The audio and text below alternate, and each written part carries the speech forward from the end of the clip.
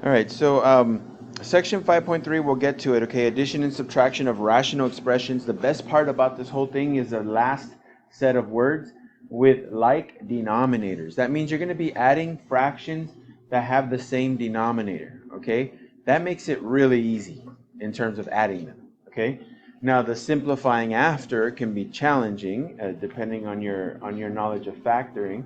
But overall, this is like the easiest way to do this, of what we're going to do today. Now, it can get more difficult when we do unlike denominators, but they told us we don't have to teach that to you guys. So we're not going to do those. We're only going to do the easier ones, the like denominators. Okay, but before we get into that, um, let me really quick just review something for you guys. So yesterday you guys did division of fractions. Okay? Now, I just want to remind you guys, now you guys should know this, but if you don't, if I did like 1/2 divided by 3/4, there's always a saying, you don't divide fractions, you multiply by reciprocals. Okay? So in other words, you get your 1/2 and you rewrite it. You're going to put a times instead of a division, and then you're going to flip the second fraction. And at that point, you multiply out, right? So I would say, 2 goes into itself once, into 4 twice. So my answer is 2/3. Okay? Well, I mean, that seems pretty simple, but what you guys had yesterday was not the exact same thing. It looked different, right? But if you had, let's say, x minus 2 over x divided by, let's say, x minus 2 over 3x, it doesn't matter how weird the problems look, the process is the same. A fraction dividing a fraction, right? A fraction divided by a fraction. We don't do that. We multiply by the reciprocal of the second fraction. So you're going to rewrite it like this. So the first part stays the same. Multiply, then flip it over,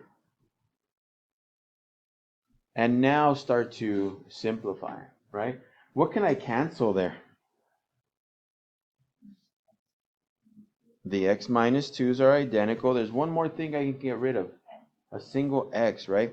So all that's left after all that stuff is done is 1 over 1, because notice the left side fraction got all canceled out, times 3 over 1. So your answer is just 3. And I mean, I'm not going to do a bunch more of these examples. I'm going to do one more after this. And I know that some of them were more complicated than this. They had trinomials and stuff like that. But I don't need to make my little examples of how to do it difficult. I just want you guys to say, oh, so all I had to do was if I have a fraction divided by a fraction, I make it times, I flip the second one, and then I work it out like section 5.1. Section 5.2 is identical to 5.1. The only difference is the way it starts. Just that. Because once you go past to the next step, it's just a multiplication. That's 5.1, right? So yesterday's lesson was literally just flip it over. That's basically all you had to get, was just flip it over, multiply, and it's just like, when was it? Monday's lesson, 5.1. Or no, not Monday. Yeah, I think it was Monday. So anyway, now there's one more thing that you guys had to do, which was compound fractions. And these are fractions that, and I'm not going to make this one like really difficult, but whenever you see a fraction divided by another fraction, so let's say something like that. Now, what you have to realize, guys, is that this is kind of just like that. Just that instead of writing it side by side, they wrote it vertically. They said 4/5 divided by 3/10. So what I'm going to do is I'm just going to kind of say it out loud, right? And I'm going to write it out. 4/5 divided by 3/10. And now it looks like the original problem that I gave you guys right at the very top, right? Just two fractions being divided. But remember, I don't divide fractions. I multiply by the reciprocal of the second fraction. So this is going to be 4/5 times 10 thirds. And then you try to simplify, right? 5 and 10 can cancel out, so that'll be a 1 and a 2. So we get 8 over 3.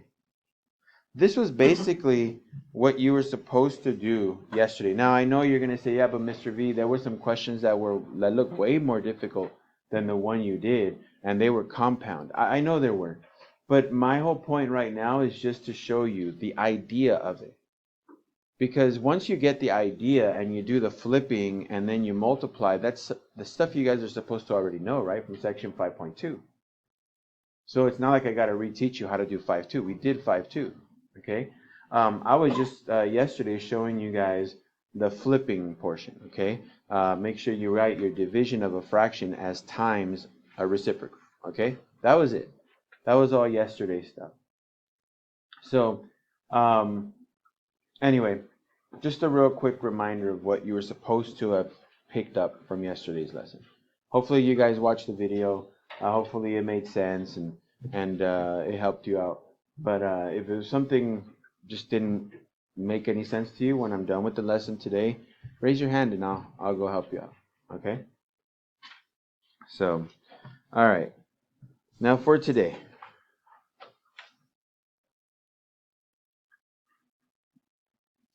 So today we are adding or subtracting fractions that have like denominators. So I'm going to show this to you guys. I am taking questions from your homework. There's not much to teach from you guys because they are assuming that you know how to add and subtract fractions with like denominators, meaning the bottom numbers are the same. Okay? If you don't remember, let me just kind of give you a real quick refresher. If you had A over C plus or minus B over C, then your answer is just A plus or minus B over C. In other words, the denominator doesn't change. It stays the same. But the top will either add or subtract. Okay, so that's the whole idea of today's lesson. It's just remember how to add or subtract like denominators. So you guys, here's a really simple one. If you had 3/5 plus 1/5, what's my answer? 4/5, right? Just add the top. Leave the bottom alone. Okay? Now, of course, our questions are not going to be that simple, right? Because that's like what you learn in middle school, right?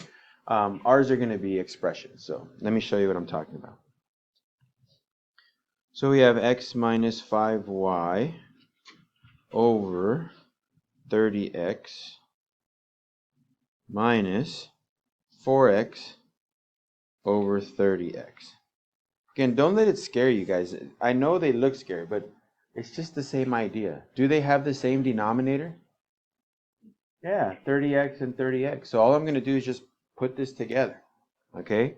So x minus 5y minus 4x over 30x. Well, that wasn't so hard, right? Just put it together. And what can I simplify on the top? All right, so x minus 4x is a negative 3x, right?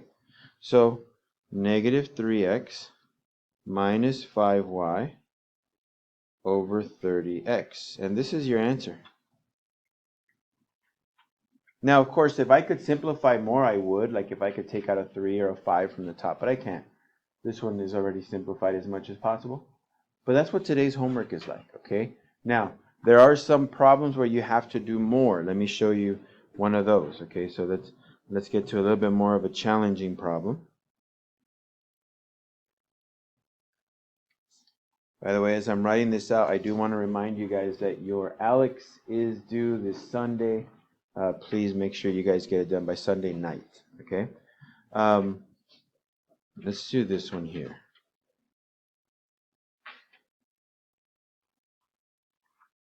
So I got n plus 6 divided by 27n squared minus 54n minus n minus 3 over 27n squared minus 54n. So you should notice that their denominators match, which allows me to just kind of stick them together like glue. Okay? So since they match up, I'm just going to write this out. N plus 6. Now, just so you know, if there's a minus here, you have to distribute it. Okay?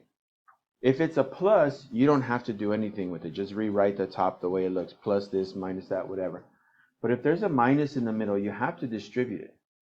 So that means this is going to be minus n plus 3 over 27n squared minus 54n. All right, so I mean, it doesn't look terrible so far. Let's fix the top. N minus n, well, that's 0, right? And 6 plus 3, that's 9. So the top is just a 9. Now look at the bottom. What can I factor out of the bottom?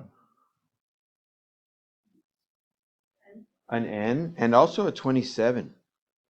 Because 27 goes into itself once, and into 54 it goes twice. Okay, so I can take out a 27n, and my remainder on the inside is n minus 2. Can I reduce the 9 over 27? Yeah, right? Those are just normal fractions. 9 goes into itself once, into 27 3 times. So here's my final answer. 1 over 3n times n minus 2.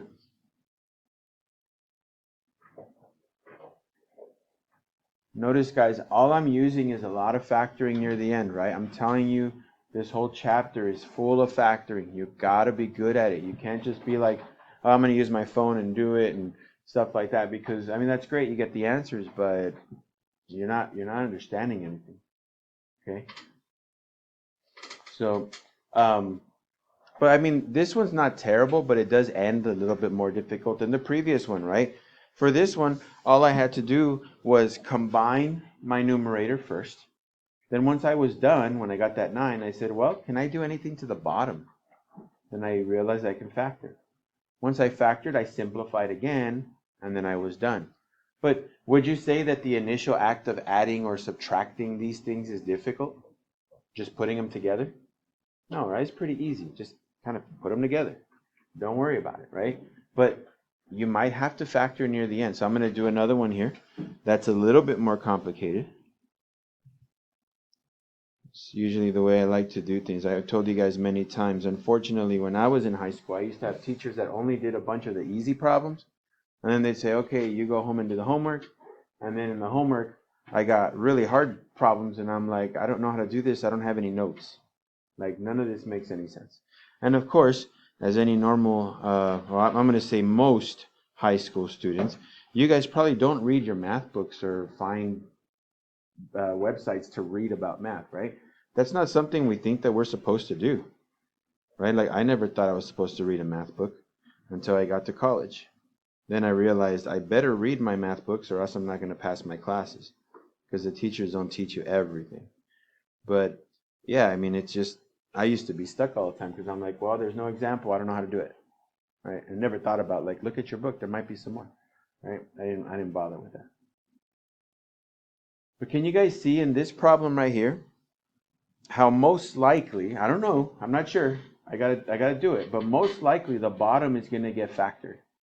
Can you see that? Because it's a trinomial, right? So I could probably factor. So let's combine the top. Now notice there is a plus right here, which means I don't have to change any signs on the other ones, okay? So this is m minus 6 plus 2m plus 4 over m squared plus 3m plus 10. Because remember, all you got to do is put them together. Let's combine m plus 2m, that's 3m, negative 6 plus 4, that's going to be a negative 2. And the bottom, well, I don't know what the bottom is. Let's check to see if it can be factored. Oh, hold on. I got to copy it right. It should be a minus 10. Sorry about that. Should be a minus right there. Thank you. Copy the problems right? Thank you for that. Let me make sure the rest is done correctly to M4 and minus 6. All right. We'll attribute that to me being in shock that I missed a day of work. So, yeah. Have I ever told you why I don't miss a day of anything? When I was a kid, I faked that I was sick. My mom was at home. My mom's a nurse, by the way, so probably not very smart for me to fake that I was sick when there's a nurse in the house, right? I was younger, and she gave me the little thermometer, and I kind of put it under my light a little bit to make it a little hotter. I didn't want to go to school, and I think my temperature, my mom eventually told me I was at 108, so I should have probably been dead, but I was fine. I didn't know that I shouldn't go over like 102 or something. Anyway, she said, okay, you can stay home. Everybody left, right? And as soon as everybody left, man, she put me to work. She's like, I know you're lying. Sweep the floors, mop the floors. Next, you're going to go cut the grass. I need you to water the grass. You're going to take all the weed. I worked for like 8 hours straight because she knew I was lying. That was the last time I was ever absent. I don't care if I was dying. I was going to school. Because if not, in my memory, it's like you're going to work more at home than you are at school. You might as well go to school, right? So that stuck with me forever. So like, what happened yesterday? I told you I was gone. What was I doing? Vacuuming, the beds, all that stuff. I was cleaning, right? Because that's what I'm used to doing on my days off. That stuck with me. So anyway, the denominator, m squared plus 3m minus 10. Let's see if I can factor that, okay? So let's try to factor that. So I'm just going to write right here, m squared plus 3m minus 10. I know my a is a 1, my b is a 3, my c is a negative 10. So a times c is negative 10, and the bottom number is a 3. I need two numbers that multiply to negative 10 that add up to a positive 3. That'd be a positive 5 and a negative 2, right? And I'm going to circle those because since my a value is 1, I don't have to divide. Okay? So here's my answer, m plus 5, m minus 2. So let me write it down over here. M plus 5, m minus 2. Can I cancel anything? No. So did I just waste my time? Kind of, but it's okay, right? Because if I would have been able to cancel something, great. That would have been good. But I can't, so, I mean, I simplified it, which is always a good thing. But you never know whether or not it's going to be helpful until you do it. And then you realize, oh man, nothing helped, so oh well.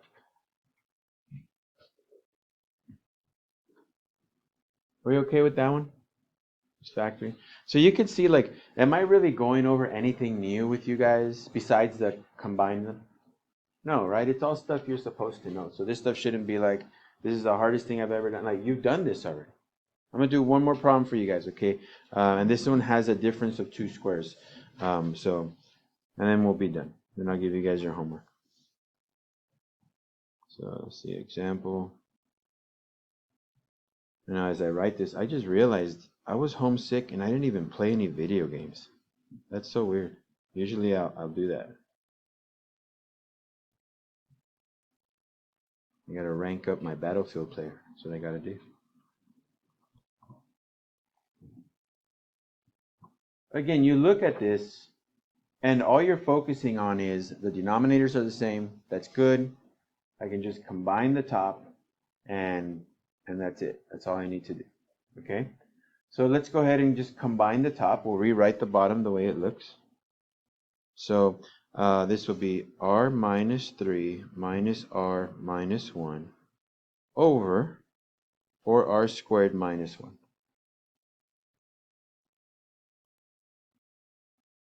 Now the top, r minus r, that goes away.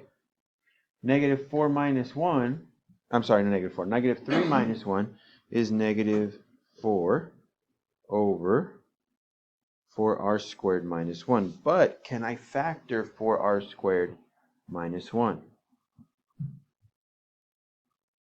So I'm going to write it over here to the side. I go through my list, right? So do they have anything in common for r squared minus 1? No. Is it 4 terms? No. Is it 3 terms? No. Is it 2 terms? Yes. Is it a difference of 2 squares? Yes, it is. Because I can write it 2r squared minus 1 squared. So that means this factors to 2r minus 1, 2r plus 1. So I'm going to go ahead and write that down. Negative 4, 2r minus 1, 2r plus 1. Can I cancel anything? No, right? So again, did I just kind of waste my time a little bit? Yeah, but I wouldn't know unless I did it, right? So this would be my answer. You don't just want to be like, oh, it hasn't worked, so I'm just not going to do it. Because then that's probably going to be a time it works, right? And then you're going to get it wrong. So just do the factor, okay? So that's it for today. Let me give you guys your homework.